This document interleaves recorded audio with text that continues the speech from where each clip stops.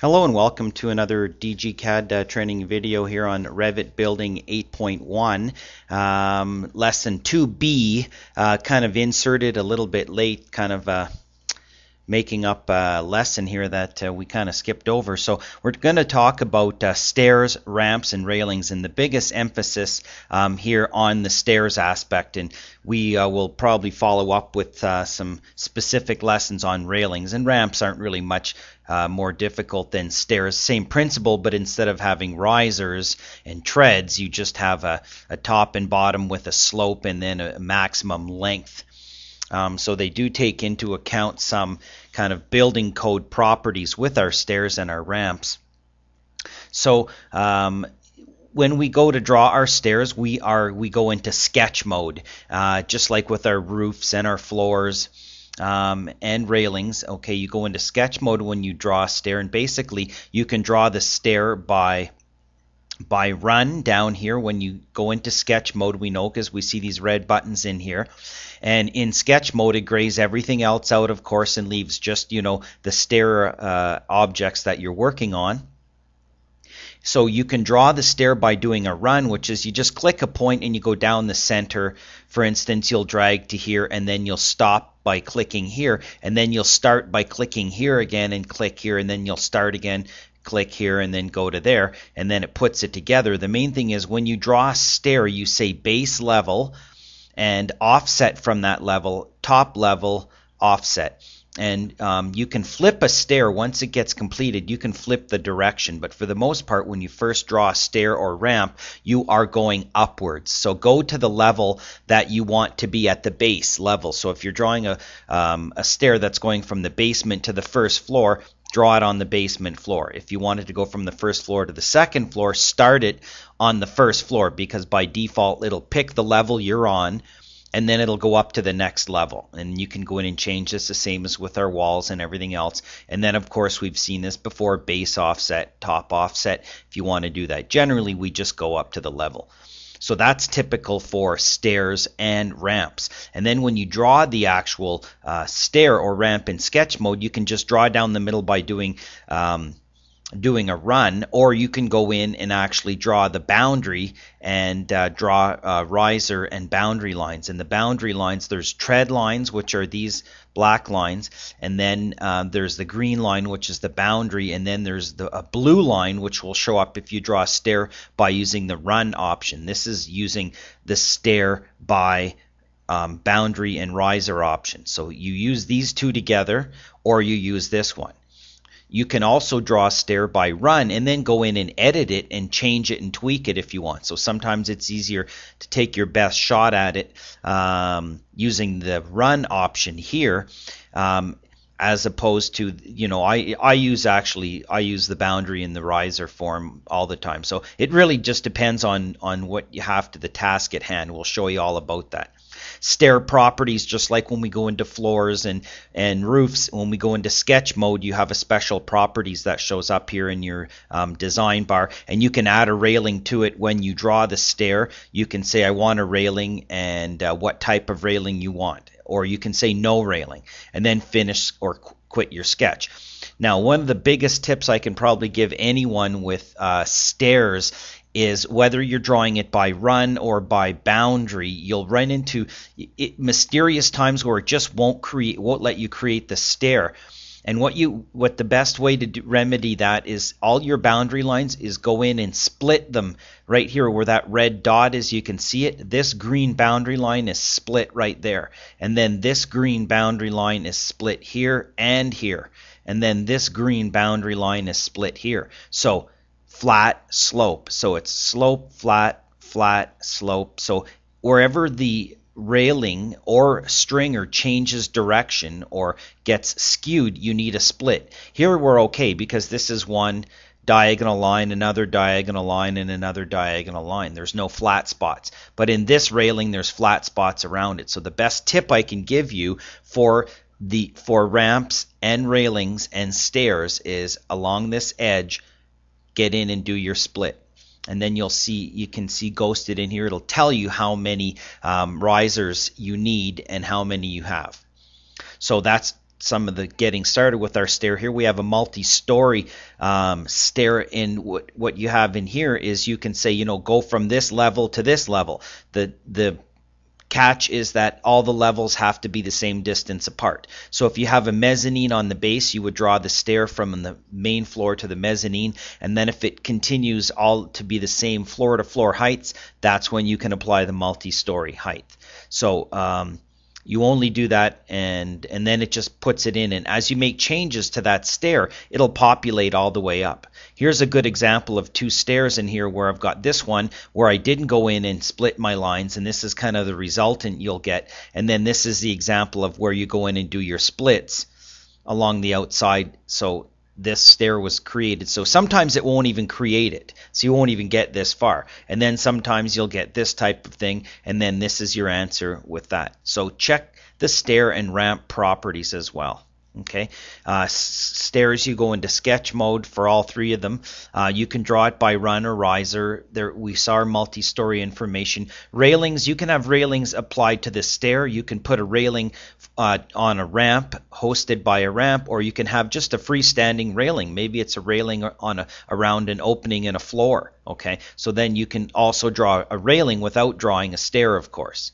And then when you draw your stair, you have the option of saying what type of railing you want included, or whether you want one or not.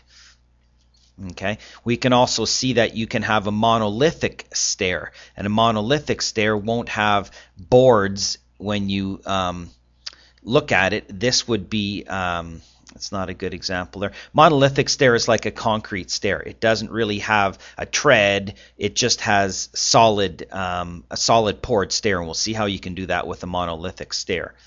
Okay, some of the properties inside of here, when you go in and create your stairs, you can go in and you have your first set of properties, and then you can go into the stair type, because stairs are saved as different types, and you can have different properties and say one has a maximum riser height of 7 inches, and that's one type of stair, and then you have another one that says has a maximum riser height of 7 7/8 of an inch, and that could be a different type of stair. So you would do the duplicate just like you do with all your other types and families, and then you can go in and make those changes and save it as a new type of stair.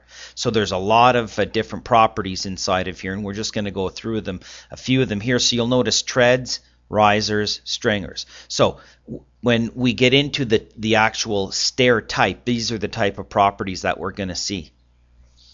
And we can see that there's some, graphics, dimensions, treads, risers, stringers.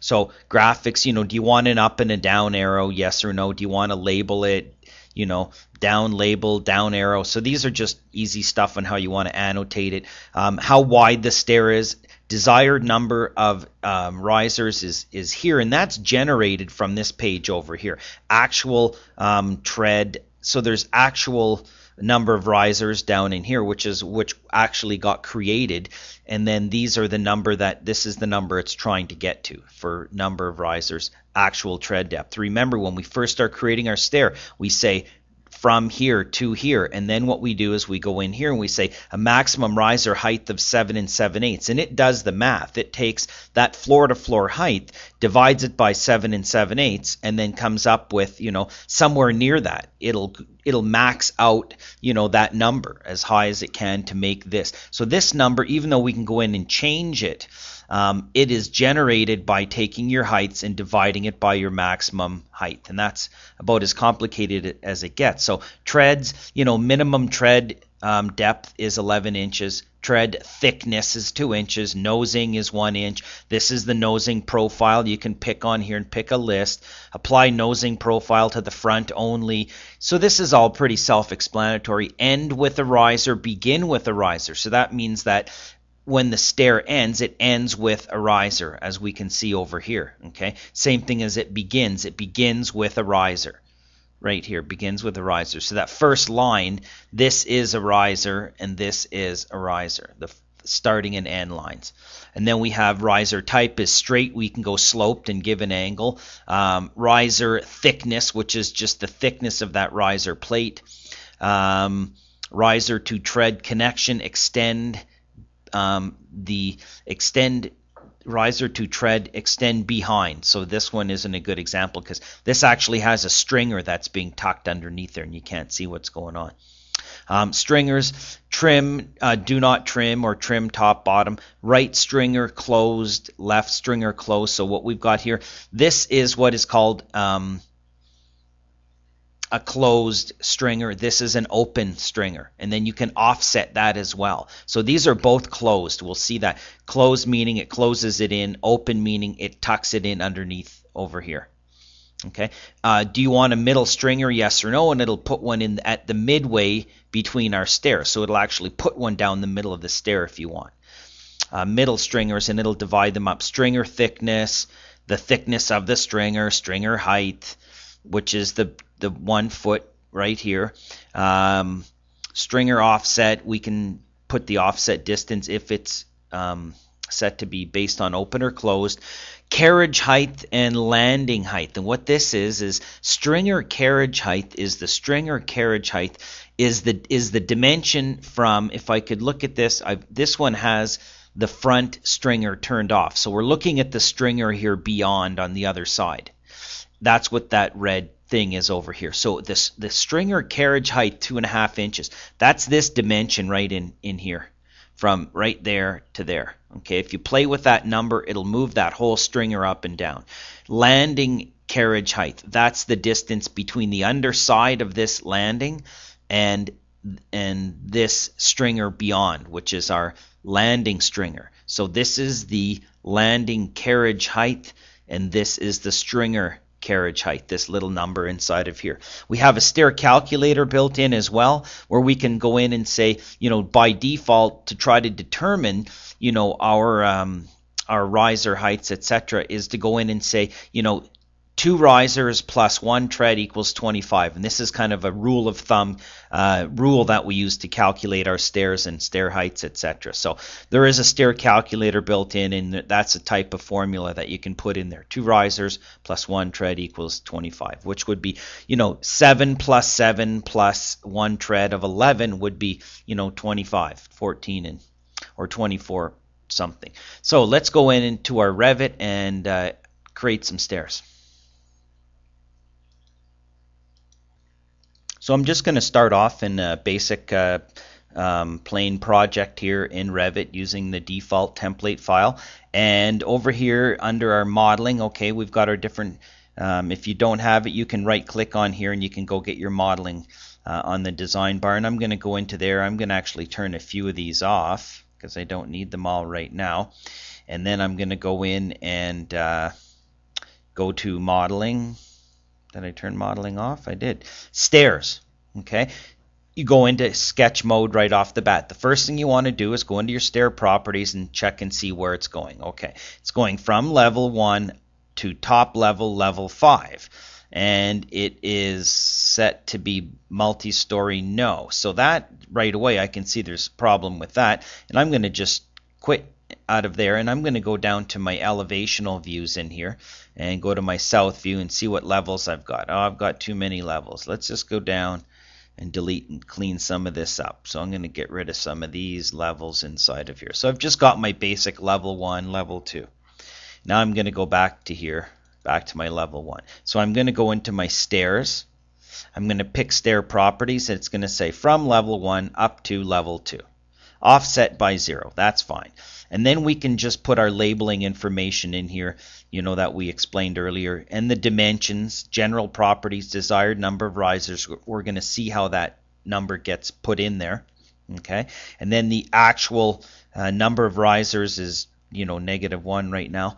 I'm not sure why it's showing that. So this is general properties of the stair, and that's different types of stair. Now that is a monolithic type stair. Okay, let's go change to be a 7-inch by 11-inch tread type stair. It's going to give me a little bit of an error there. I'm just going to ignore that. So let's have a look. Level 1 to level 2. It's using this family type. Okay, different stair types would be listed inside of there. So now it's giving me a desired number of 16 because my maximum tread height probably changed. Okay, so So what I'm going to do is say, okay, that's my general properties. Now I'm going to go in here and I'm going to hit edit. Now this would change every stair in the building because I'm changing the type inside of here, but that's okay. I know what I'm doing. So the main one down in here that we have to pay attention to is right here, riser. Maximum riser height of 7.5 inches. Now, if I go over here, and I just want to be able to see both of these at the same time here. And I'll move that over to there. And then I'll go in, edit, and I'll see if I can do that. So now, back over here, desired number is 16. Go in here, and I'm going to say maximum riser height is, 7 inches. And then I'm going to hit apply. The actual riser height for one or more stairs violates the maximum set in the type. That's okay. Hit OK. So maximum number of risers. Let's go back in here. And the first thing I'm going to check while I'm playing with my maximum riser height is the calculation rules over here. I'm going to see if these are turned on, and in fact they are turned on. So I'm going to turn these off. This is that rule of 2 risers plus 1 tread depth equals 25 units, which is 2 foot 1. And then you can have a maximum of 25.5 inches, a minimum of 23 inches, and the actual result of the stair calculation is 25 units or 2 foot 1. So that's just a rule of thumb which was turned on. So I'm going to turn that off. And I'm going to demonstrate here that as I change this this number inside of here and I hit apply and I hit OK, and you'll get warnings sometimes, and it's because you're between states, and I'm going to hit OK. I'll notice that when I go back into here that I've got 18 desired number of risers. Now I can bump this up and down if I want, okay? But this number by default is going to be calculated, okay, by taking and using this number. If I change this to be 7.9 inches and then I hit OK, and then I go back to here in this dialog box over here, I'm going to see that it's now changed to be 16 risers. So we have that. So I'm going to go back in here, edit one more time. We can have a look at some more things inside of here. So graphics, information, materials, what you want the tread and the riser material to be, the stringer, monolithic material. If you change it to be a monolithic stair, then it will, monolithic stair, if you check this off, we'll see how that works. It basically makes like a solid riser and landing all in one. And then stringers, we saw this earlier. So I'm just going to hit cancel on that. I'm going to hit OK, and I'm going to just draw a stair by dragging. Now, as I'm dragging and I'm zooming in here, it's telling me in gray 16 risers created, 0 remaining. So as I'm dragging, it's incrementing per riser. So I could click and just stop right here, and it says 8 risers created, 8 remaining. I'm going to go back and say 6 created. Now when I start my next run, it's going to create the landing. I'm going to go this way, and I can say it says, okay, 11 created, 5 remaining, 4 remaining. Click on there. Then I can go over to here, and you can see that it puts those nice reference lines. Notice I can go beyond it and then click. Okay, the blue line is the run line. Okay, the green lines are, you'll notice that they are split at these intersections. So boundary lines, riser lines, and the run line. So I can just say finish sketch because it's created all those, and then I can go look at that in 3D. And there I've created a stair that looks like that. Okay, and when I created that stair, I said I didn't check off to have a railing. So back to level 1. Now I'm going to go in and click on here. Maybe I want to add a railing after the fact. If I want to add a railing after the fact, I can click on here. I can check my railing properties. Okay, the trickiest part inside of railings is baluster placement. It gets a little crazy. You can go inside of here, and best thing is to experiment a little bit with this. Maybe get some help in some other places, and I'll revisit this when I get to railings. So baluster information and how that works, and rail construction, which profile to use, etc. So we can pick our railing properties, and then we can go in and I can just draw lines. If I wanted to at any point later, and I turn my chain on Now the key in here is that I'm going to want to do that split again. So I'm going to go back, draw another line from here to here, and then I'm just going to go in and make sure I trim this over. And then I'm going to go back and I'm going to split this, make sure I split that there, there, and there. And now I'm going to say set host. And I'm going to read down here and it's going to say set the host for the railing. I'm going to click on that stair. Sets it to there. This is how you draw a railing. Finish the sketch after the fact. I go to my 3D view and it's got my railing on there. So that's, if I wanted to, I can go back the next time and I draw another stair. So I'll say stairs. And inside of here I'll go railing. Oh, none. No, I want to use, this type of railing. We can load those into the drawing. Hit OK. Now I'll get a railing automatically.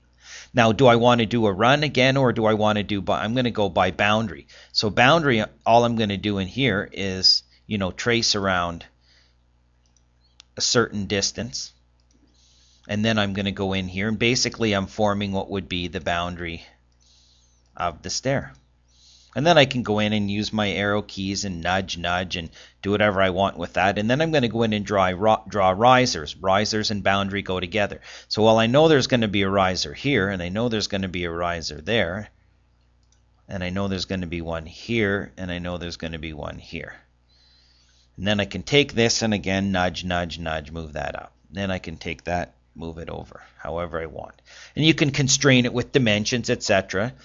Now I can go in and I can just say, okay, this is doing it the long way, the hard way. Offset, I'm going to say offset by 11 inches, and I'm going to say 11, 11, 1, 2. Look, it's counting here. 8 risers created, 8 remaining.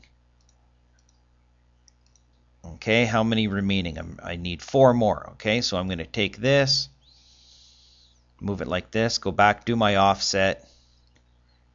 Okay, in fact, I'm going to get rid of that. And I'm going to do an offset like this. 2 remaining, 1 remaining there. And then I'm going to take this using my shift key to remove this. And I'm just going to say move that from here to there.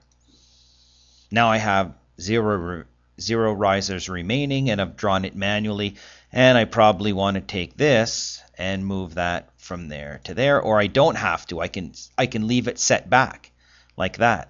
Okay, now what I want to do then is I'm going to go in and I'm going to do a split here. I'm going to do a split there. I'm going to do a split there, here, and there. Okay, do I want a railing on this one? I want a different type of railing on this one. Hit OK. Check my stair properties again to make sure it's going from level 1 to level 2. And then I'm going to hit OK, and then I'm going to finish my stair. Okay, going to go to my 3D view, and there's my new stair. Both going to the same level, a little bit different configuration. Okay, let's just have a look at this. Now we can push this off to the side. I'm going to go in and hit edit on this. I'm going to go back in, edit that stair type. Now I can go into here, and I can go down and say, okay, stringers. I'm going to say the right stringer is none, and hit apply. My right stringer is going to disappear. Okay, I can go back in here and say, right stringer is open. Apply it, meaning open-ended as opposed to, being closed, and apply it. So we can do this with stairs and other things where you can make your changes and watch your changes take place right there. Stringer thickness, you put in a number. Stringer height, you can, again, make this be, 8 inches, and then apply, and there you go. Okay, down in here we've got stringer carriage heights we talked about. Remember, 2 inches is the string, is this little number that you'll see inside of here. So if I change this to be 0, what'll happen is it'll move up slightly. Okay, if I change the landing to be 6, if I make that 8 inches and apply it, it'll actually move down because it's the distance from the underside of the landing to the underside of the stringer, underside of tread to underside of stringer there. So we have that information there. Tread, riser, again, maximum height, that's our biggest number right inside of there. That's the most important number that we want to use. Riser type, straight or not straight, slanted. And riser thickness, that's easy enough. Okay, materials we can plug in there, text size, everything else. Hit OK, hit apply, come on out. Now the next thing I'm going to do is I'm going to make this multi-story. Multi-story, I'm going to say yes. Up to, it's going to say, these are the levels you have up to level 2. Okay, well that's fine, no problem. Yeah, that's fine. That's not going to, because I only have 2 levels. Okay, now what I'm going to do is make some more levels. So I'll go to my south elevation. Okay, there's my first. Now the other thing is as this moves up and down, it will use those rules with the stairs as long as it can. And now it's telling me that my maximum distance is off as far as riser heights go. So it's just a warning. I can click out, but you'll see that now it's not going to make it up to that level because I've bumped my level up too much. Oh, back inside of there. Now, let's make some more levels. So I'm going to go Control, click, I'm going to drag that up there, drag that up to there. So the distance is 10 feet. We'll make this one be 20 feet inside of here. And then this one is, maybe let's leave that at 29 feet. So watch what happens. I'm going to take this stair, and I'm going to go into the properties, and I'm going to say multi-story up to level 8, because it's numbering them. And I'm going to hit OK. Now it's going to say the multi-story stair could not reach a top level because, maximum number of flights, etc. The problem here is that this has a different distance. But yet it still knows it needs to go up to that point. It's still set to be level 8, even though it can't go to level 8 because level 8 is not the same distance. It's got to be the same floor-to-floor distance. Now watch what happens if I take this and I change it to be 30 feet. Let's move over here and hit enter. The stair will suddenly make its way up because that's where it's trying to reach. Now every time I go in and click on this stair, when I make my changes, it'll carry it through all the way up there.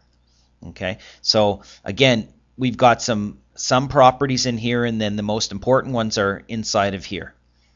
We have that information, stringer information. You experiment and keep hitting this apply button. You'll kind of play around with it is the best way to get going with stairs. So let's have a look back here at our notes.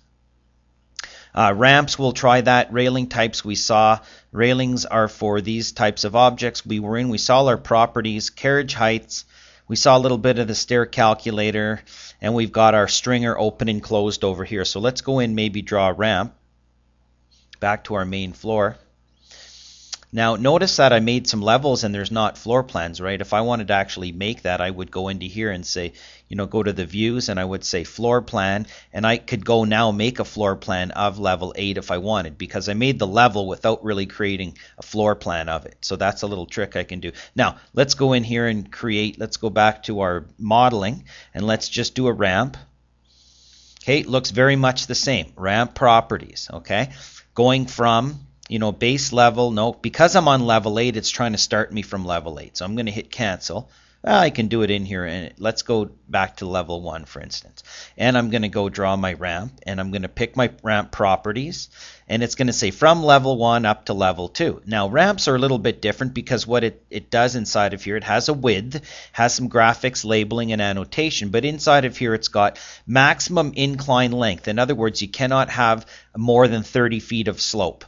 And it's going to use a 1 in 12 slope. So 1 in 12 slope, maximum of 30 feet.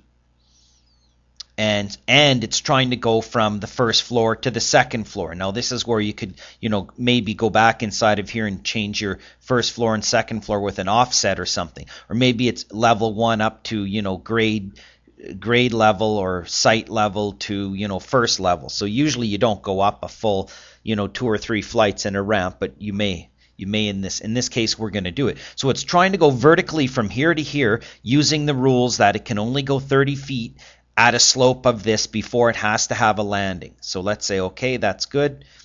Hit OK. Now I'm drawing. So I'm going to draw here, and if you look on the right, it says 0 feet of inclined ramp, 120. It already knows I need to go 120 feet because of the mathematics involved. So I'm just going to click it here, and the pink line is telling me that's 30 feet right there. That's my maximum length. So I can say, okay, I'm going to click on there and click. Now what I need to do is form where I want my next run to start. So I'm going to click over here. Gives me another 30 feet. Okay, I'm going to click over here. Then I'm going to start again over here. It's going to give me not quite 30 feet because it's going to say 60 feet of incline ramp, 60 feet remaining. So there's another 30 feet. And I need to go one more time, and I'll go this way. And it'll say 90 feet of incline ramp created, 30 remaining. So now I'm running out of space, so I'm going to go over here and go this way, and it says 108 already created, 12 feet remaining. So then I go to here and then I click.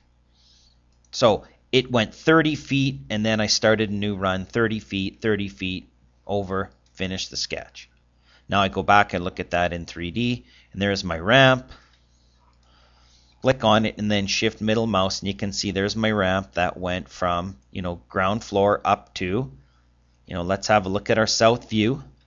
Okay, ground floor up to there, and then again, railing properties that you put on there, and then maximum. So ramps are pretty easy. So let's just have another quick look at our notes. Again, the biggest tip is split your boundaries, and if you do a railing, so always put your splits at your landing points for railings and stairs. And you can draw again your stair by boundary, and they can be curved lines as well. So let's go back inside of here. When I go and draw this stair, and I put that in, I mean, when I go to draw, the riser or the boundary line, I can use arcs if I want. Okay. And that's not long enough, and that's actually not a very good size. Let's go back to boundary arc,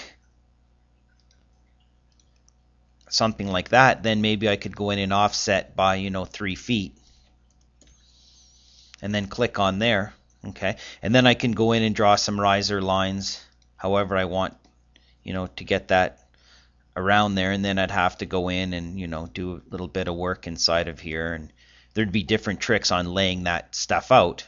Okay, and then you could go in and create it when you so you can use any geometry you want, and then do what you want with that when you create your stairs. I'm going to just quit this. Yes, and then I'm going to go back to stair again. Now the other thing is you can do a straight line, or you can do an arc center, which is like a winding, or a circular stair. So I can click and give a radius of that much, and then I can click around, place that, and then I can create a landing, continue from there, click around, work it that way. And then if I say okay, finish the sketch, because I put a landing in between that second point, let me just pull this guy over here. Oh, that's just the railing. Let's put this over here and then go back to my 3D view. When I drew that stair, okay, I'm going to click on this and use my shift middle mouse button. The first point I formed was the arc. Okay, went from here to here, and then I picked my next point over here, which means start the next landing over here. So basically it fills that in with the landing in between. So arc start end, and then arc start end, and then it will take that, curve that in that way for us. So what we ended up here with is when I went in to draw my my stair, I drew this in 2 segments. So let's say we want to draw just a spiral stair. I'm going to go back to just my level 1. I'm going to go in and say, okay, stairs. I'm going to change to be my circular or arc shape. I'm going to pick a point, and I'm going to drag out. This is the radius of to the center of the stair itself. So I'm going to go out to about 2 feet. And I'm going to click, and then I'm going to drag around. You can see the blue line. It's telling me 9 risers, 7 remaining, 6 remaining, etc., all the way around to here, 2 remaining, and it won't go a full 360 degrees in this case. So I'm just going to click there, and then I'm going to zoom out. I need 2 more risers. It's probably going to give me a warning. I'm going to say finish. It's going to give me a warning, and then I'm going to just ignore that for the time being, and we can see that's going up that way. So let's go to our 3D view here, click on our stairway, and then shift click on that, we can see there's our spiral stair over there, working up that way. Okay, so you can maybe read up a little bit on that, but going back again one more time to our level 1, when you go in and draw your stairs, you can straight line segment again, you can click, and as you go I can say, okay, I want another landing starting over here, click, and then another one starting from here to here, and click. Now because of that, look what's happened. So now this is where I probably want to take this stuff and wrong one, and move that down. Okay, do some cleanup. I'm gonna have to bring that over type of thing and do some cleanup on there. Quit that one.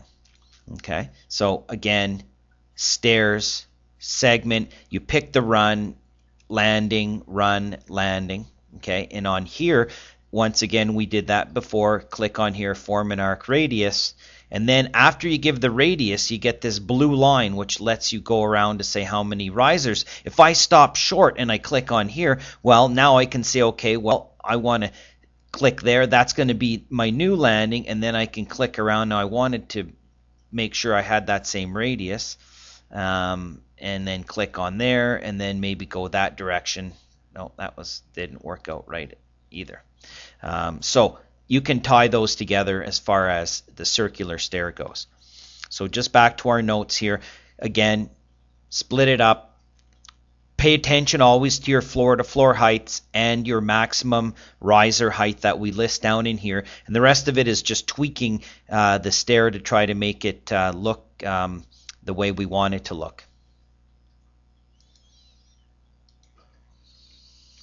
And one last thing that I should note is back in our Revit, we should take advantage of drawing reference planes and reference lines when we're before we draw our stairs. Similarly, when we get into this stuff and we want to have complicated curved stairs, and we want to be able to know where the center of the radius is, and if we want to have a curved stair with a landing and another curve, we can make that all work, but we need to have some reference lines and reference planes. So when you create your stair down the center lines, it's a good idea maybe ahead of time to draw out some, sketch out some reference lines and reference planes to control the placement and the drag points when we go in to draw our stair, again by boundary, or especially when we do by run and we use one of these, we want to have some reference geometry in there already in before we start to actually create the stair.